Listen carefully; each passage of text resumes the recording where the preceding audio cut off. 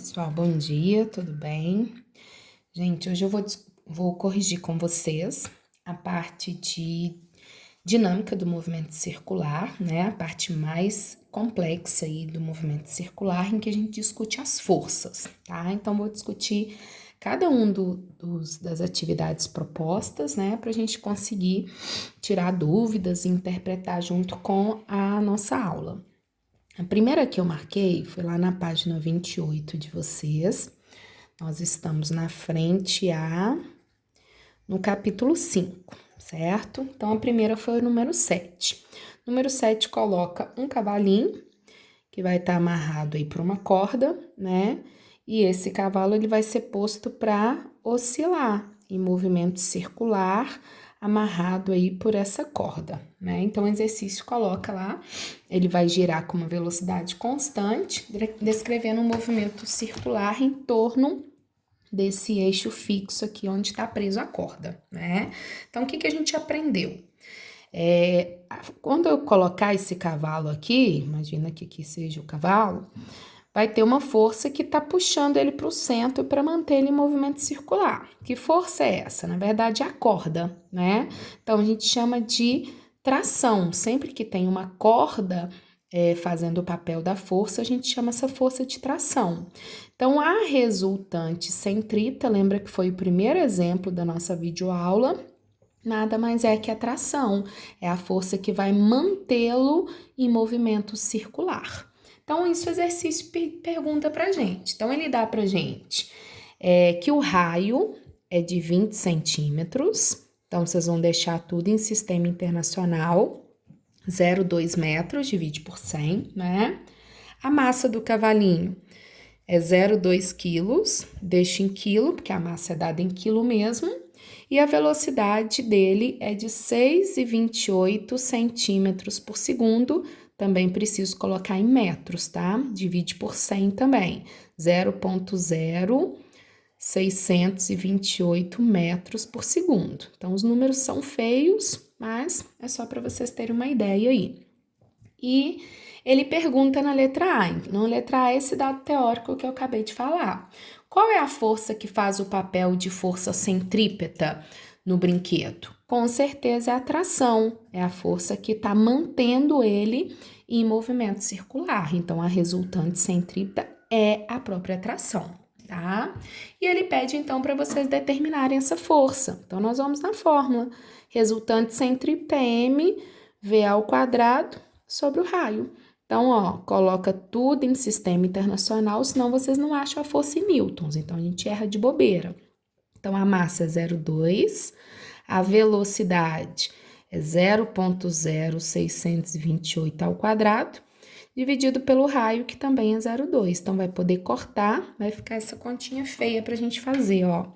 Então, 0,0628 vezes 0,0628. Então, a gente chega em aproximadamente 4 vezes 10 a menos 3 newtons. Então, esse seria o valor aproximado da força centrípeta, tá? E na letra C, ele fala pra gente o seguinte: se a gente dobrar o tamanho do fio aí, né, da corda que segura o cavalinho, o que vai acontecer com a força? Aí, gente, ó, matemática, não preciso preocupar muito, não. Não tá mudando nem a massa e nem a velocidade, tá mudando só o raio, que é o tamanho do fio, né? O próprio raio aqui é o tamanho da corda. Então, se o raio aumentar, a força diminui na mesma proporção, porque eles são inversamente proporcionais. Então, se a gente dobrar o raio, a resultante centrípeta vai dividir por 2. Então, se ela tinha dado 4, ela vai dar 2 vezes 10 a menos 3 newton, porque o raio dobrou, a força divide por 2, beleza? Então, esse foi o primeiro aí que a gente analisou. O segundo que eu pedi para vocês fazerem foi o número 9. Então, presta atenção no 9, que ele é bem importante. A gente tem um exercício que a gente vai ter, ó, uma depressão e uma lombada. Então, no mesmo exercício, a gente tem 2 exemplos que a gente aprendeu. A depressão, né, o carrinho lá no buraco, e a lombada, carrinho subindo ali.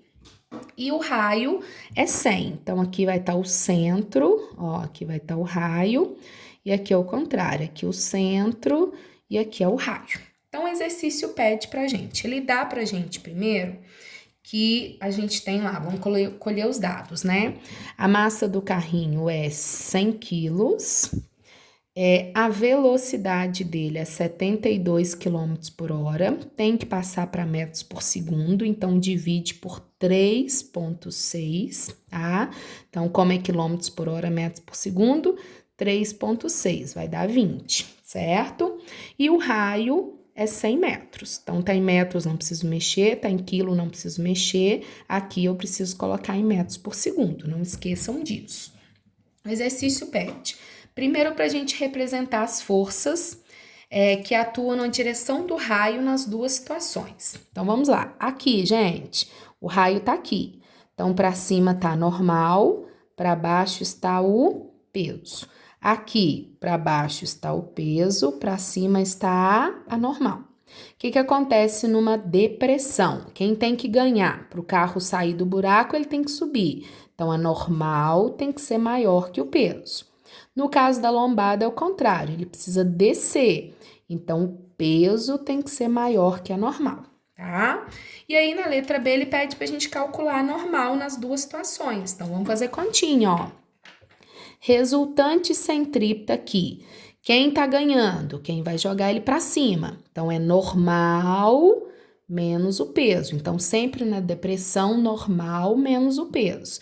Resultante, mv ao quadrado sobre o raio.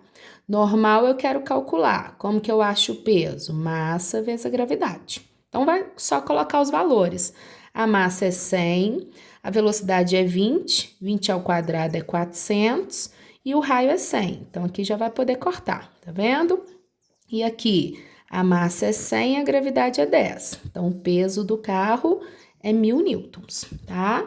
Então, aqui, gente, vai passar para lá, ó, 1000 com 400, a normal dá 1400 newtons, provando que a gente falou, ela tem que ser maior que o peso. Se o peso é 1000, a normal deu 1400. Então, a normal é o peso mais a centrípeta, certo?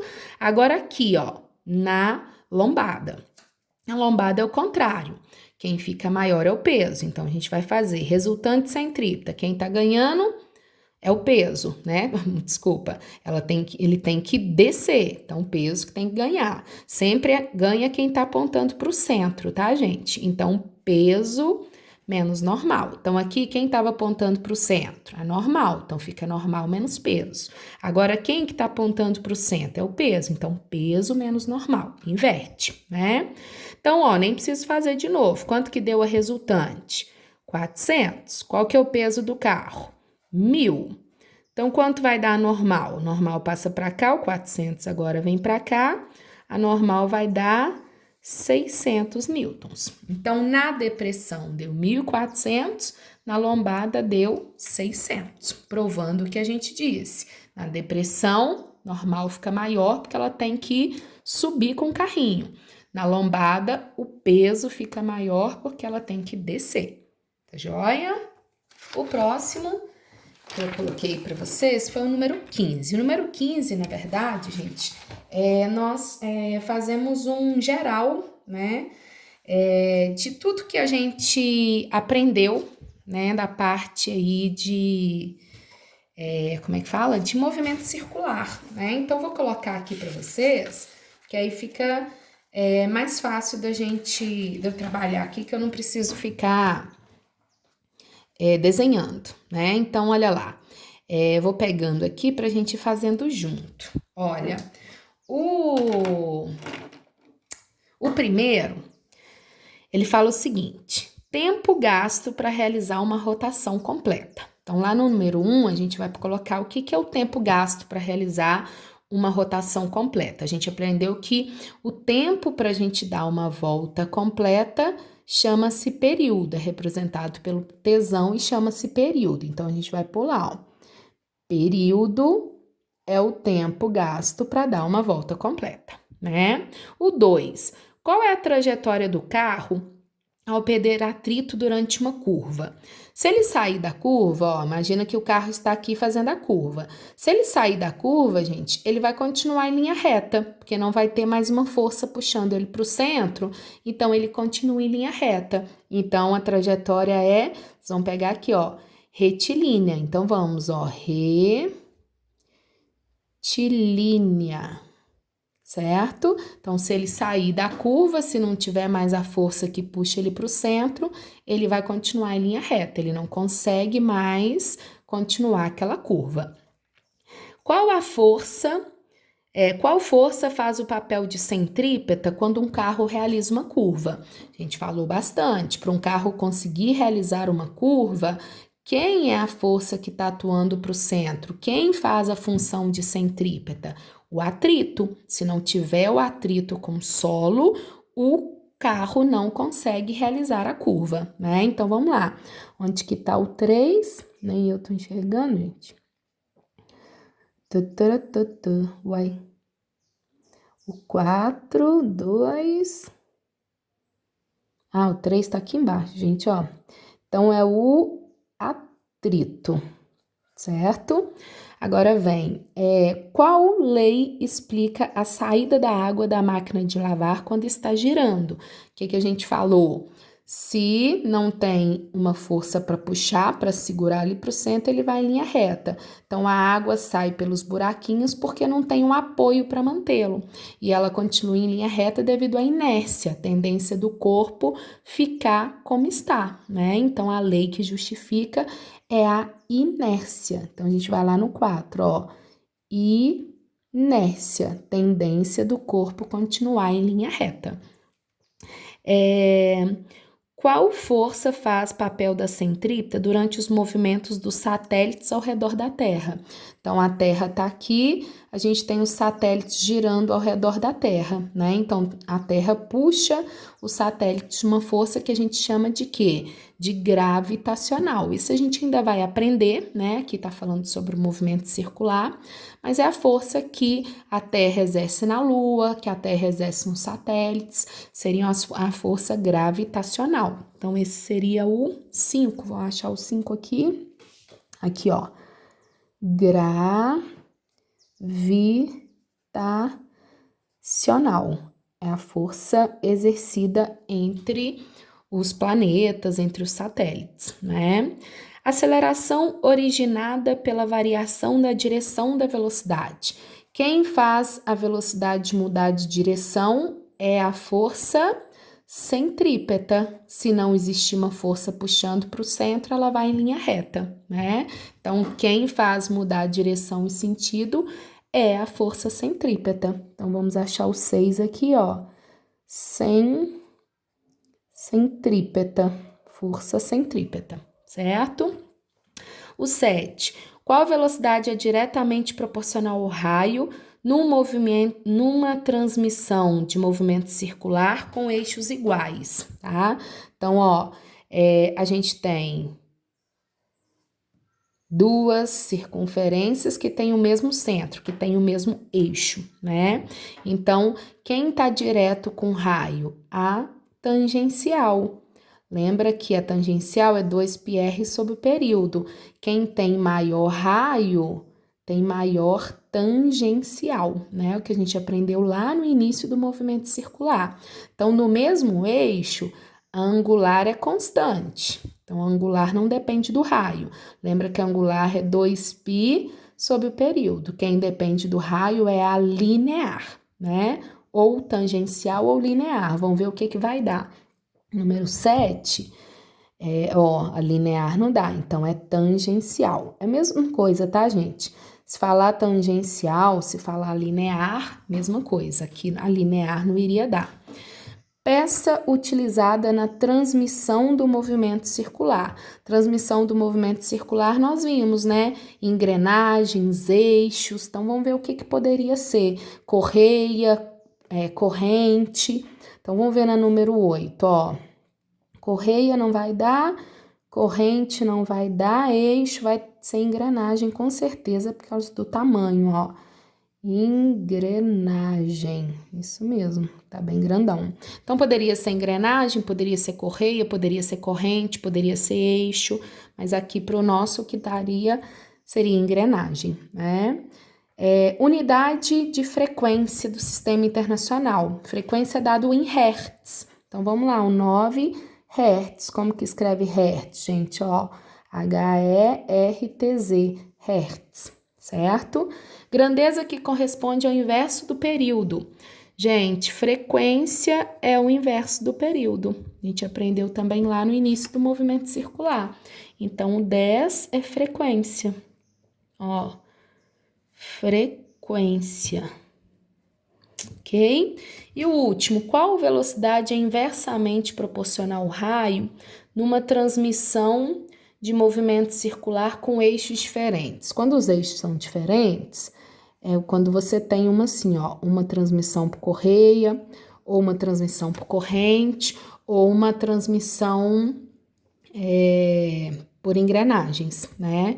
Então, aqui, quem fica constante é a tangencial.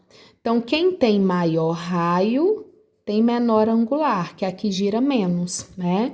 Então, a angular é que é o inverso do raio. Então, é o que ia bater aqui também, tá vendo? Ó, tangencial e linear não dava. Então, ia bater qual?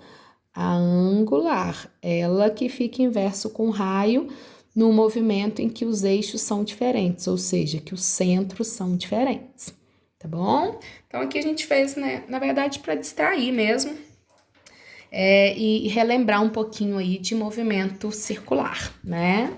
O próximo, gente, que eu marquei é lá o 25. Então, a gente já vai lá nos propostos aí, na atividade 25. Então, vamos lá.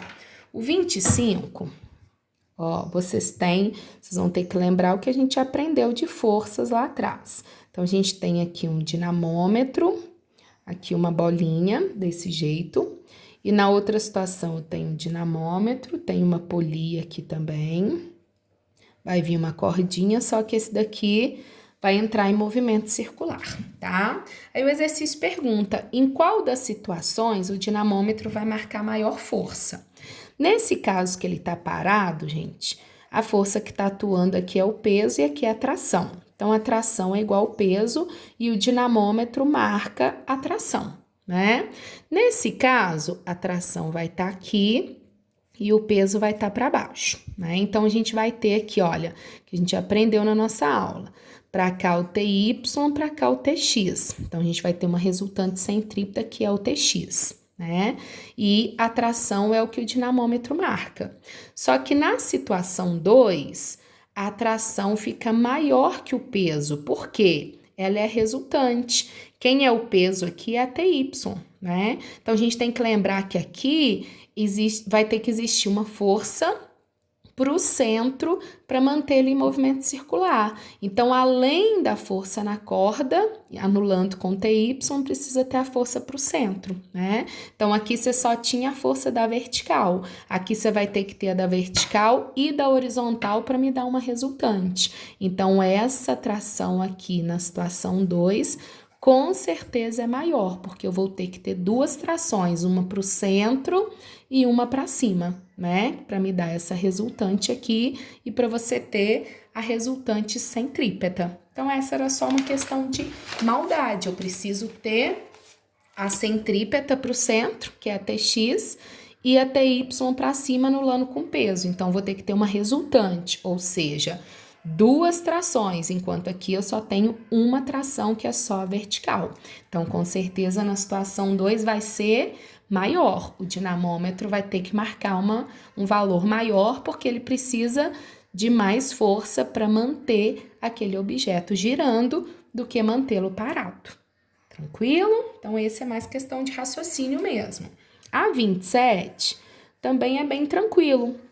Você tem uma roda gigante, tem uma pessoinha no ponto A, tem uma pessoinha no ponto B e tem uma pessoinha no ponto C.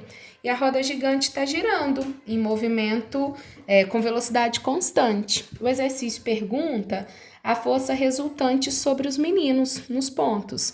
Gente, se a velocidade é constante, a única força que está atuando é a resultante centrípeta. E ela sempre aponta para onde? Para o centro. Então, resultante centrípeta, resultante centrípeta, resultante centrípeta. Então, no ponto A, ela vai estar para onde? Para baixo. No ponto B, ela vai estar na direção do raio. No ponto C, na direção do raio. Na verdade, nos três na direção do raio, né? Só que no A vai estar para baixo, o B inclinado para a direita e o C inclinado para a esquerda. Então, seria a letra A, certo?